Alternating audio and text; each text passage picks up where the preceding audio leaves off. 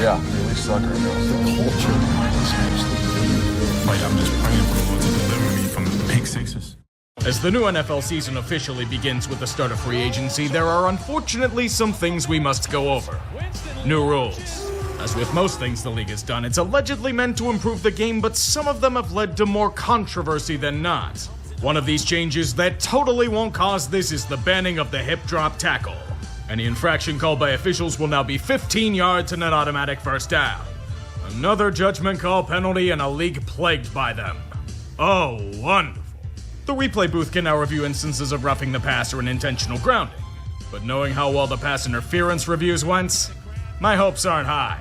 What could be ironically useful are the new kickoff rules.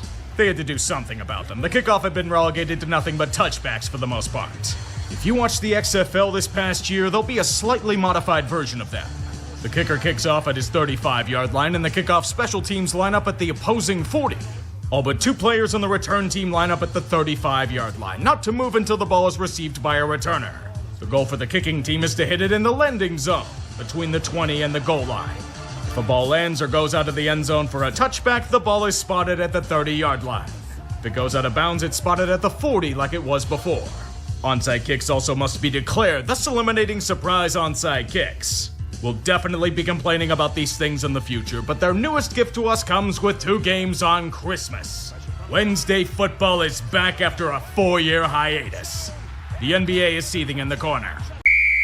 It's a weird thing when the Packers are active in free agency, but there's a young quarterback to support in his emergence. There's a defense that needs to replace a few parts in the secondary and linebacking core. They cannot be vanilla like Joe Barry. You fix that by signing Xavier McKinney as a defensive leader and strong presence at safety. Keyshawn Nixon brought back for the return game is huge as well. But the real prize? Josh Jacobs. A man who's been a bell cow for the Raiders. Elusiveness and power all in one. He's getting the big bucks. And it means the end of some fan favorites in Green Bay. I'm going to tell my grandchildren about the greatest running back tandem in football for 40 minutes. It was never meant to be since Aaron Jones wasn't going to take another drastic pay cut, but it was a force you could dream of. David Bakhtiari is the modern Tony Baselli, a great tackle that just can't stay healthy. And his lingering issues have forced Green Bay's hand. A damn shame. You will take the next best thing, the return of A.J. Dillon. Green Bay Packers and hosts for the 2025 NFL Draft. Select Jordan Morgan, tackle, Arizona. Stop if you've heard this one before. Green Bay's biggest holes were poached from them in the last few picks. I'm looking right at cornerback and tackle. The latter position is of dire importance after losing Bakhtiari and Nyman. There isn't much else left, so all they can do is reach for the sake of scheme fit. There are 2 trains of thought here. You just have to take what you can get and hope they exceed expectations, or lose your mind because the Lions took your prized possession earlier. The other constant? Death, taxes, and the Packers trading down. Traditions of time. I can't keep fucking getting away with it. You already had 2 franchise quarterbacks in succession. Why the hell did you potentially get a third? It's already guaranteed them a future Super Bowl ring with years of hilariously painful playoff failure. That's what you get when you come aboard the Love Boat, where your dreams will come true to the form of $55 million a season. Not bad for a damn good half year, but if he keeps it up, it'll be a bargain. The new Lambeau way is simple. Develop from within, keep the talent around, and supplement that talent with free agent prizes like Josh Jacobs and Xavier McKinney. Last year was the coming out party. This year, they're hoping, is the continuation of more NFC North supremacy. The hell of vanilla Joe Barry is gone, nothing can stop them. If they could find a kicker worth a damn. Older brother will be absolutely insufferable if they win it yet again. I don't know anyone outside of Wisconsin that would enjoy such a hell. Particularly a cursed sibling to the west of them. As you can tell, things are a bit less linear than in the past. New suitors are eager to stake the claim from the usual suspects. And the ones at the top will only relinquish such honor from their cold, lifeless hands. I think this year is a little of both. The NFC East has always been a conference that changes hands every year, so the Eagles will reclaim it for themselves. As for the NFC North, different story. I say Detroit reclaims it, but a few teams are hot on their tail. The NFC South, the conference we wish could be a race, goes to Atlanta simply by no Arthur Smith. And The NFC West, barring horrific injury, will be San Francisco's to lose yet again. Wildcards are a much trickier guess. Yet I believe that Green Bay, Dallas, and Chicago take them.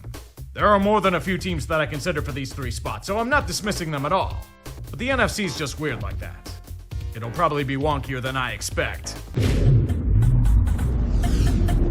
Bienvenido al Brasil, onde as canciones de campo sean pésimas, mas ninguém pode noticiar desde que el baño o Twitter o Marcesio de red, porque é transmitido exclusivamente no Peacock. Agora no sexta-feira, noite devido a uma brecha no Sports Broadcasting Act de 1961. Este deslégico como o inferno na Filadélfia está sentido a ira. Tardas na focaldas estado arruinado seus grandes planos do lucubriado e suas coisas estos sombrias. Alguém tentou desligar os Eagles e depois ligá-los novamente? Funcionado para os Chiefs no ano passado. E boas notícias funcionou para a Filadélfia. Sob o poder de ser quando eles derrubaram o martelo tanto para a defesa dos Packers quanto para os Giants por desaloia. Green Bay pensou que escapou da defesa de Vanilla Joe Barry, mas não conseguiu matar a dia. Tantas oportunidades perdidas e chances de razão que pode pensar a carreira a janeiro de novo.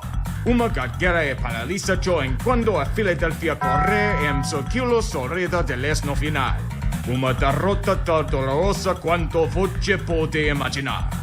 Você acha que isso é ruim o suficiente? Que você está ouvindo agora é o desespero e a angústia de um estado inteiro. A saúde de Love é tão grave que os moradores de Wisconsin estão contrabandeando malote de Illinois aos montes. Não poderá haver uma volta de temporada pior do que essa. Agora Green Bay está marcado como um destino pior que a morte. Péssima atual de quarterback. Explain, Colts. How the fuck do you get bested by a team starting Malik Willis under center? This guy was acquired 3 weeks ago. He barely knows the playbook. Their center's puking on the ball and they're still running it down their throat. If I'm Indy, I'm unbelievably concerned about that defense. They said this unit was upper tier. These guys literally can't stop the run. They can't get off the field. They're getting mauled on the line of scrimmage, and Buckner and Latu were knocked out of the game. And Anthony Richardson did his typical mystery box act. Who knows where the ball is going? Maybe 5 yards away from anyone, maybe to a defender. The fortunate thing is that the Packers don't have a quarterback and Josh Jacobs fucked the ball near the goal line, making this game closer than it should have been. AR5 at his final drive where he flashed his raw talent with ease, then throws another bad pick to seal an unbelievably needed win for Green Bay. The thing is, he's far from the biggest issue in Indy right now. At least he can perform sometimes, unlike other things. The Malik Willis revenge game. Cast off from the Titans as a failure and a bust, and he will return to wreak havoc on the team for choosing poorly. I just never thought Malik would be this good in his homecoming. I haven't seen Willis wreck an entire franchise's hopes and dreams like this since he was at Liberty. He led in both passing and rushing after the first half. For the entire league. This is the most delicious revenge this side of Houston, giving Bud Adams the double bird every time the Texans beat them. An unbelievably damning testament on Tennessee that they let Willis do this to them. Dead to rights by the end of the first quarter, for God's sake. Meanwhile, Will Levis did Levis things per usual. Mainly hilarious memes and bad quarterbacking. And then he died in the pocket. Literally. 8 times he was sacked in this contest. You see this picture? That was Levis in this game. If you're a Titans fan, the desire to drown yourself in moonshine must be the highest it's been since Malarkey was head coach. Levis isn't progressing, the defense is starting to break, and there wasn't anything close to resembling a running game here. But at least we have the memes. Those delicious, satiating memes. Keep Will starting for that alone. Love is back after only a few weeks. Unit ready. I'm surprised, but he can't say this is a critical game for the Packers. It's too bad for them that the Vikings chose to come into Lambeau and continue the world tour of destruction. Aaron Jones and Sam Darnold, the two-headed beasts that will take Minnesota to tremendous heights. Darnold's apparently the best quarterback known to man. It was supposed to be J.J. McCarthy's team, and it's been stolen from him temporarily. Endless fuck-ups by Green Bay, and I mean endless fuck-ups have turned this into a Viking funeral for the Lambeau faithful. For 3 quarters. This shouldn't have been anything near a tight contest, yet the Vikings let the game come back to them. It's the closest thing to rubber banding AI I've seen in a professional football game. Kind of shit that NFL Blitz would pull back in the day. Jordan Love found mojo and got the Packers to fight back with everything they had. 22 points in the fourth to launch panic. Oh, if they only had a real kicker. Nope. If only Jordan Love didn't play fucking Chuck like Nick Mullins did last season. I can give the Pack credit for coming back, but what happened in the first half? Can't believe I'm critical of a 4-0 team's performance, yet here we are. The NFL's indeed a strange place. Like the last game recapped, this was apparently an interpretation of the game of football. Packers fans are going to make this a glorified home game, yet Green Bay chose to make it the closest simulation to Lambeau in January. Ugly is not a strong enough adjective to describe what happened here. This was Lovecraftian, a grotesque deformity built out of hatred and greed. Little was done in the first half besides turn it into a criminal offense. Jordan Love, in a valiant effort to avoid a safety, pulls a Kyler Murray to generously give up 4 more points. You never pull a Kyler. Ever. If the Rams were anything resembling a real team, Green Bay would have had a Parmesan wheel shoved up their ass. Yet LA is devastated by injuries, incontinence, and invalidity. In any particular order. In front of their transplant crowd, the Packers realize that they need to win to keep up with the Vikings and create a tasty concoction. Tucker Kraft macaroni and cheese. Everyone loved that shit as a kid. It's purely Wisconsin. With this tasty treat, the Packers win in quotations. Win because they had the most points, not because they played anything resembling a complete game. The Rams are dead. We knew this since week 2. We now return to your regularly scheduled chess meeting in Wisconsin.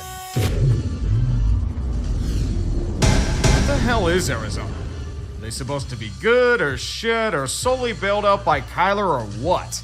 That defense, I honestly can't tell. They shut down San Francisco in the second half, but get minced into a puree by Jordan Love all game long. Well, Jordan himself had a lovely day indeed, skying the ball effortlessly for 4 touchdowns and guiding Green Bay to probably the easiest win they've had all year. Meanwhile, Kyler got clamped and could do nothing for the most part. The only thing that offense did was cough up the ball like it was phlegm. Let's hope when MHJ's in concussion protocol. This was over pretty quickly and turned into a celebration of all things green and yellow at Lambeau. Feel good for Romeo Doubs. He went from being suspended for skipping practices to securing 2 touchdowns on the day. The Packers are back to their regular selves. To think the NFC North became a gauntlet division. Holy shit, all 4 of those teams might make the playoffs this year.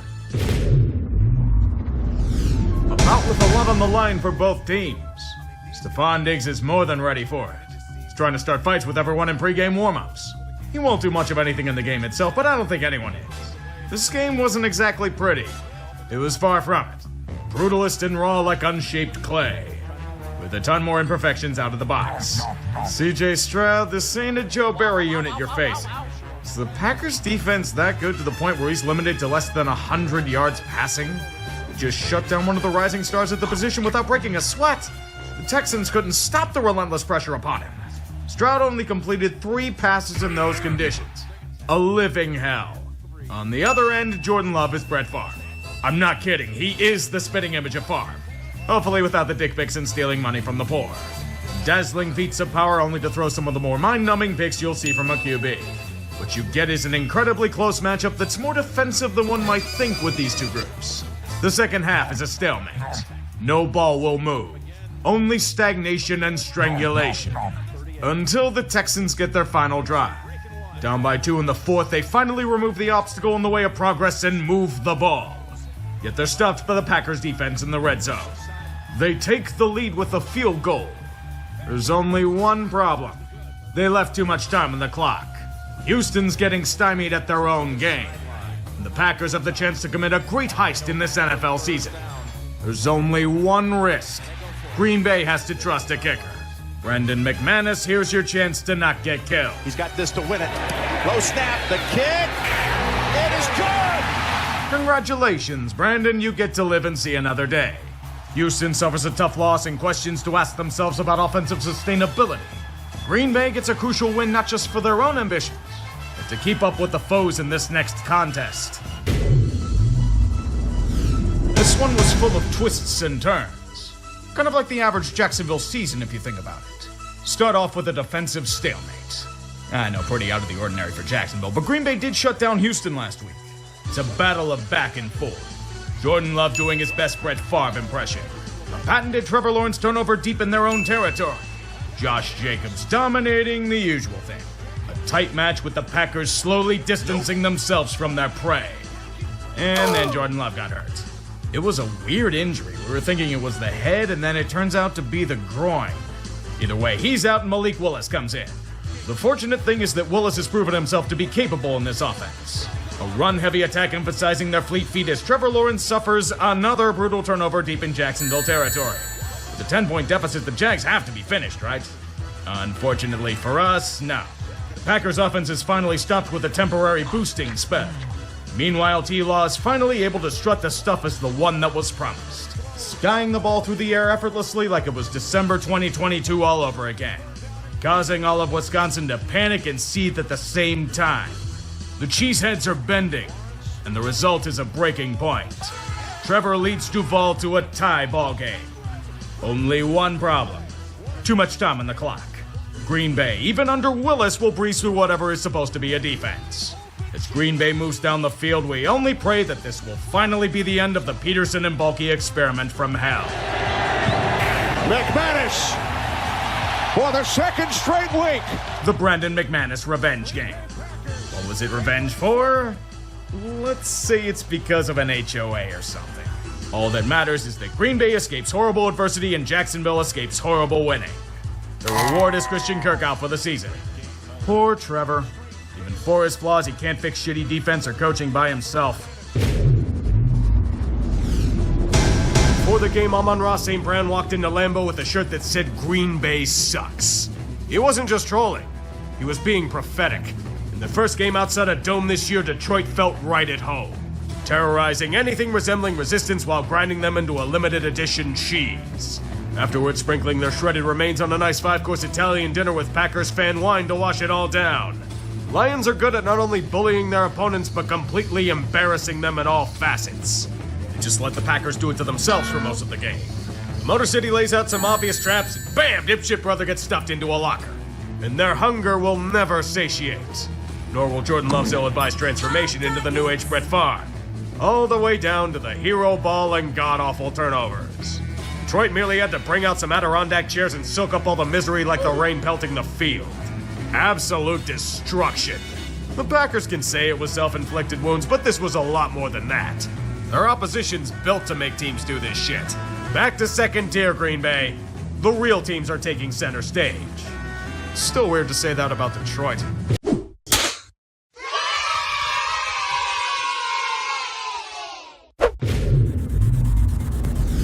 Aaron Rodgers may be rotting the Jets from within, but one thing has never changed throughout time. Green Bay owns Chicago. No matter what the Bears do, they cannot overcome this menace 3 hours north. They aren't with too many men and offsides penalties in the same play. While giving up a touchdown, it was looking to be the typical fare, but reality is murkier. The Packers played like shit.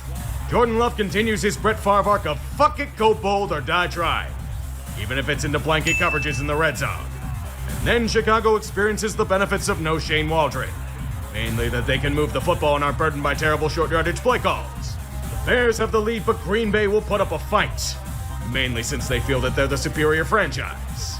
That elitism alone will guide them on this day. Now, if only that could get the Packers' run defense to make a stop on DeAndre Swift, that'd be great. The Cheeseheads know that narratives must be maintained, and the chance is here to get it done. But alas, the sloppy play of Green Bay rears its ugly head near the goal line. Chicago's new monsters of the Midway make a stop to force a turnover on downs. The Bears just can't capitalize. They have to punt it back, and Love plays Russian roulette and wins. Make a safe play to Tyler Kraft. Fuck it, Brett Favre the ball to Christian Walker for an improbable catch. The gunslinging more than giveth, and it rewards them with a touchdown to take the lead. Green Bay can sack Williams on back-to-back plays, but he needs to make a statement of his own. Repeatedly to field goal range. Chicago, you're almost free. The age of the Packers owning you as property. It might be coming to an end. Holy shit, what a drive by Caleb. Green Bay's fists are weaker than a mosquito. The moment to define a generation. お前はもう死んでいる。NANI?! And it's blocked! Oh my goodness, the Packers block it, and they're gonna win! It's no good! It's no good! He missed it! He missed it! Yes! Yes! Yes! Yes! Yes! Oh my God! The Packers win! Oh my God! Felt a great disturbance in the force, as if millions of voices suddenly cried out in terror. Was suddenly silenced. I fear something terrible has happened. You were hoping for success this year, weren't you, Niners? Too bad you wished for it with the same monkey's paw you used in 2020. With your second wish, there will only be misery for San Francisco in every aspect of the word. On top of the ailments already being suffered, experience no Nick Bosa, Trent Williams, or Brock Purdy at Lambeau. Brandon Allen's a backup for a reason. He and their B team showed it against Green Bay. The Packers are good for dominating the Niners in the regular season, and it certainly isn't January yet. Without their field general or a good chunk of their catalyst, San Fran withers into a mere husk of their former glory. The Packers steamroll for 3 hours in a failed attempt at revenge for playoff failures past. At Lambeau, there's only celebration of their slaughter. An embarrassing spectacle that only serves Wisconsin interests. A year looked at as Super Bowl or bust has now fallen to dead last in their division. And most of it's due to elements out of their control. Want a miserable cherry on top? Brendan Allen's got a broken finger. I'd say it can't get worse, but you have the Bills coming up next week. With that end-of-season schedule, they realistically could finish below 500. The Shanahan curse takes no prisoners. Welcome back to hell. Miami is a machine with an offense without compare or contemporary. Destroyer of worlds and dazzler of the common man. But like the Death Star, the Dolphins only have one glaring flaw in their construction. They cannot function below 40 degrees Fahrenheit. They're playing a night game at Lambeau. There is snow falling. It's over. The narratives will linger as Green Bay does not care for their petty ambitions. They only want to keep pace with the Motor City. And they hated Flipper. Miami's first half was like The Rock's acting range. Flat. And by that point, it was already over. Jordan Brooks said the quiet part out loud. Packers players are taunting them about it. Them boys looked more than cold out there. They were frozen shut. As Green Bay gets their easiest win of the year, the Dolphins no longer have room for error. Their playoff aspirations may be all but shot, but don't tell that to them. They still fancy themselves as a contender. Be thankful they have the Jets twice, but if the Niners get back to form, death knell. It's that time of the year again, when the playoffs start to peek into the picture and we discuss the scenarios at hand. The NFC's a bit tighter. The Motor City currently leads the pack, but Philly's hot on their tail. The division ranks are pretty safe otherwise. Seattle and Atlanta hold claim to some very weak conferences this year. That means Minnesota and Green Bay have the potential to feast if the cards fall right for them. Washington got off a cold streak and comfortably hold the final seed in the meantime. At 6-6, the Bucks, Cardinals, and Rams still have a shot, especially in their divisions. Meanwhile, San Francisco, Dallas, and New Orleans are clinging on for dear life. And I mean it. There's been a lot of disappointment for teams this season, but there's still a chance they remembered the rules. Don't get eliminated!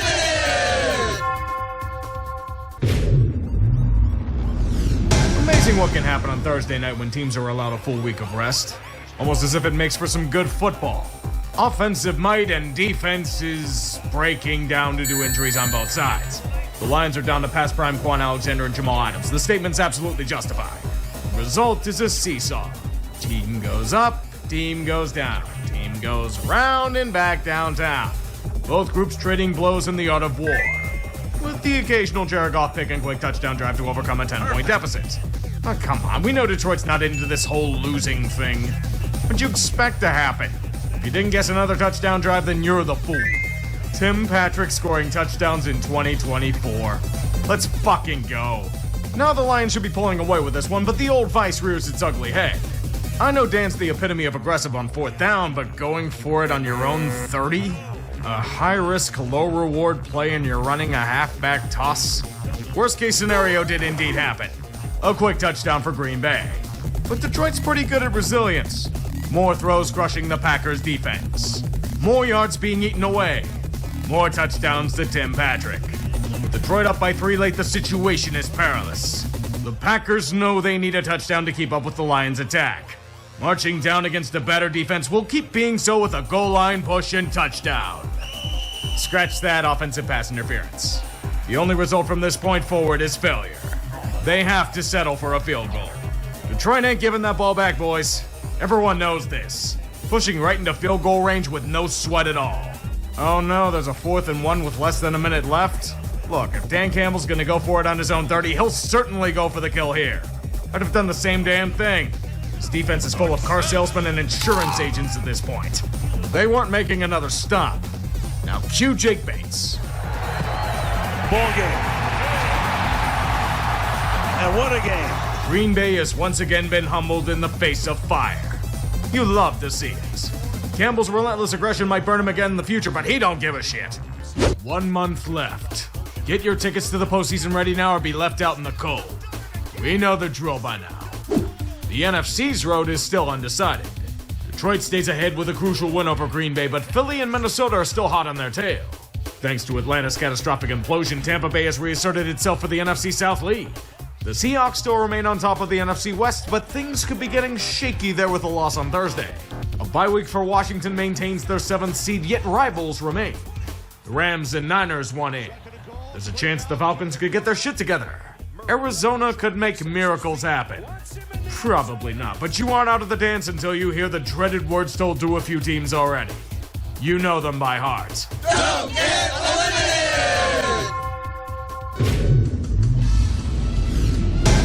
Something tells me that this played right into the Packers' hands. Seattle had a chance to make a statement and they just fell apart and revealed themselves as a team without clothes. The Seahawks couldn't even manage to get to the thrift store to stitch up some cloth. They were flattened into a tortilla shell. Then their entrails stuffed into a burrito to be served up to drunken Wisconsinites. Humiliate them early, do it often, and never look back. This game was over at halftime. Even with Seattle's cardiac nature, there aren't enough volts in this defibrillator to get them back in the game. And then the doctor declared them dead. Geno Smith went down.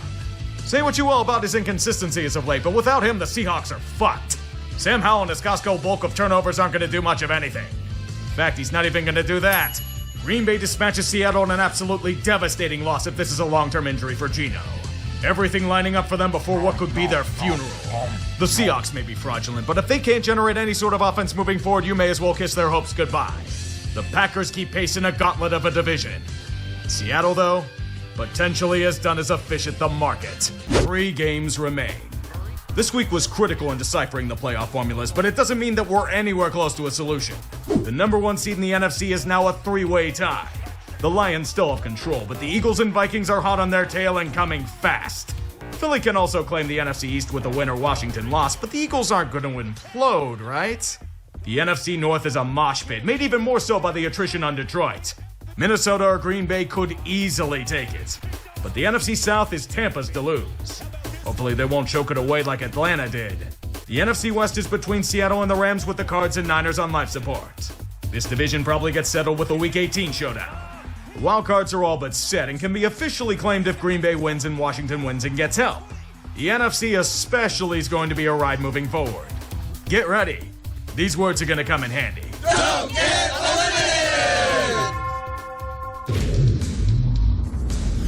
3 words. Belt to ass. Green Bay took a whipping boy and spanked their cheeks raw in what could be described as cheese curdling. Saints are down to a practice squad and the Packers are gunning for playoff glory. The result was pathetic. Can we simply sink the fleur-de-lis into the Gulf? They had a better showing when the COVID wave took out over 20 men. Josh Jacobs took out about as many players on his own tonight. A team slaughtered by wild beasts the moment they stepped onto the field. It was the first shutout of the season and it felt even worse than that. Remember when the Saints were 2-0? Remember that high-flying offense against weak defensive units? Oh, what a mirage those performances were. No blame injuries, but even without them, the Saints are a 9-8 team. Accept it. Kicking the can down the road has reached its dead end. A hearty congratulations to Green Bay on the easiest win they'll probably get in franchise history. The shame is that the division they're in is absolutely loaded to the gills, so they probably won't get another iconic playoff loss at Lambeau. The re-emergence to contender is complete. Go forth and attempt to slay your opponents with haste.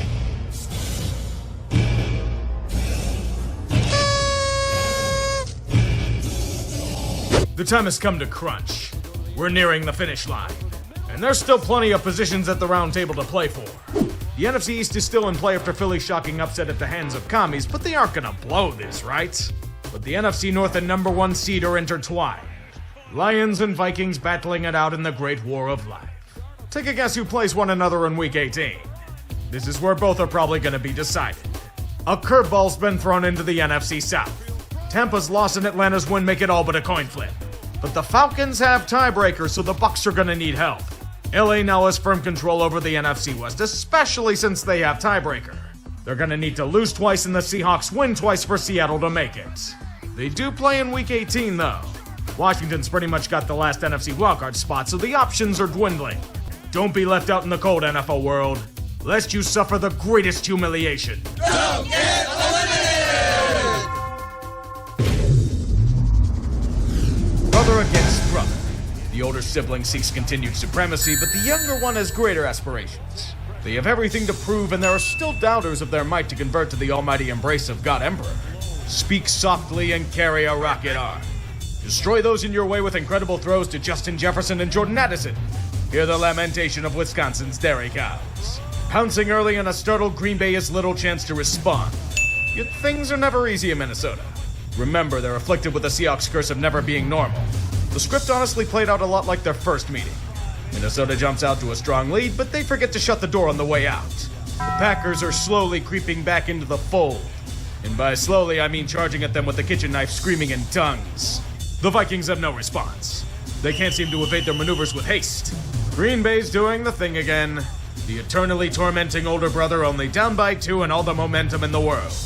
But then the God Emperor graced us with his presence and guided Minnesota to a few first downs. They were able to close the door at the very last moment. Green Bay's currently doomed to the 7th seed.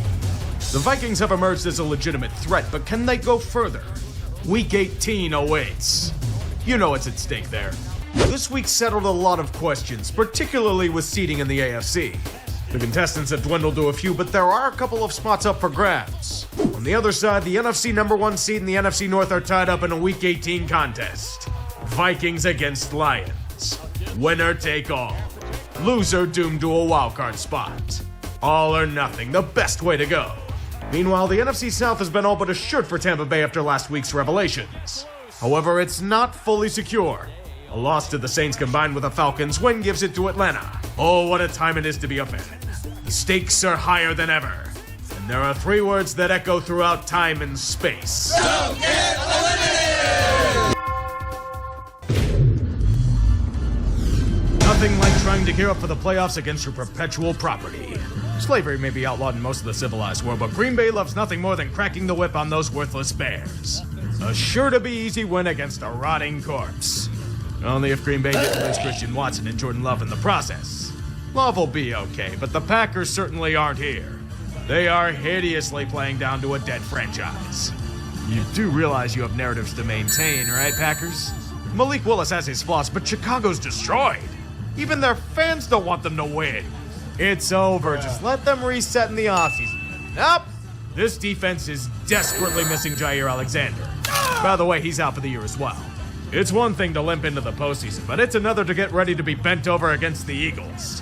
Green Bay may be coming back into the contest with a touchdown, but the 2-point conversion failed. Chicago's actually doing it. Simply get a few first downs and make them burn their timeouts. Bears have this in the bag. Now they've got to overcome 1st and 20. It's DJ Moore with a catch. He fumbles the football. Good snap and hold. The kick by McManus on the way. It's low, but it's good. Good fucking God, the misery never ends. This is such a Bears thing to happen and a Bears season to happen. The only thing that can make this worse is if Caleb leads Chicago to field goal range to simply repeat history. Oh no. A chance for a game-winning field goal against Green Bay? Don't tell me it's gonna happen again. Good snap, good hold. The kick on the way by Santos, and it is good! Chicago, you did it! You won a football game! And you did it against Green Bay! You dropped them to the hell of Philadelphia! It's like losing the family home and finding an expired coupon for Velveeta on the street. I'm so proud of you, Bears. Now let's never speak of this abortion of a year again. The final stage is set. 14 teams remain and are ready to duel to the death. Only one shall remain.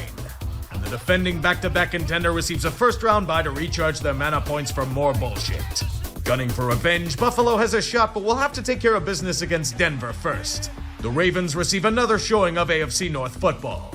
The rivalry with the Steelers will add another chapter after Pittsburgh's near-traditional collapse. Liquid LA usurps the 5th seed at the last moment and will travel to Houston to face an ailing fraud squad. In the NFC, the Lions stand tall, despite missing several limbs and vital organs.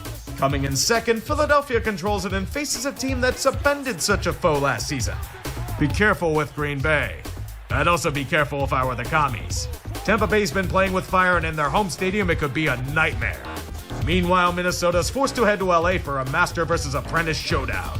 Things are hopefully going to get spicy. The more things change, the more they stay the same. After a stunning season where they unfortunately legitimized the seed that should not exist, they remain in the same spot. It's what tends to happen when you're in a division with two ungodly juggernauts that proceed to own you all season. The Packers have the grand misfortune of entering the playoffs with no momentum whatsoever. If you're a key player, you've probably been injured. Even Jordan Love, or should I say the reincarnation of Brett Favre. Dead serious, he's far minus the dick pic bit. Josh Jacobs has been an absolute godsend for their running game, where they go from dynamos to an inconsistent receiving game in the blink of an eye. Not to mention that lack of cornerback depth, especially without Jair. They've made us laugh hysterically before, but you know what they say about lightning striking twice. You just hope they have enough guys back to get it done. This season has taken us from football heaven to the depths of unwatchable hell. When there's money to be made, the product does not matter. Yet the playoffs are a different beast. In the end, there can be only two contenders dueling for the ultimate prize. I'm not even going to try to be optimistic it's going to be Chiefs versus Eagles. The matchup no one outside those cities want because the football gods desire salt. They're shitposters at heart. Very predictable ones, but I respect the dedication. We all hope for something different, but we said that last year. Look what happened. Regardless, good luck to all teams involved. They're probably going to need it. That opening fumble? Take that and repeat it infinitely. The agony of an underwhelming season. All the hope and hype of a brighter tomorrow quashed by elements against you at every turn. Going into Philly was a tough task. We suffered brutal losses to them on 2 continents. Such a sad fate indeed. The consolation prize is everyone getting hurt. I'm dead serious, everyone went down, including Jordan Love. He gave them the worst version of Brett Favre. So many delicious picks being locked up at Guantanamo Bay. $55 million doesn't get you much these days. Philly's offense was too busy fucking around reading books on the sidelines, but even at half strength it was still convincing. Sometimes it just ain't your year. The Packers learned that the hard way. Next time, find a way to beat your divisional rivals. And stay healthy. Although that part's easier said than done.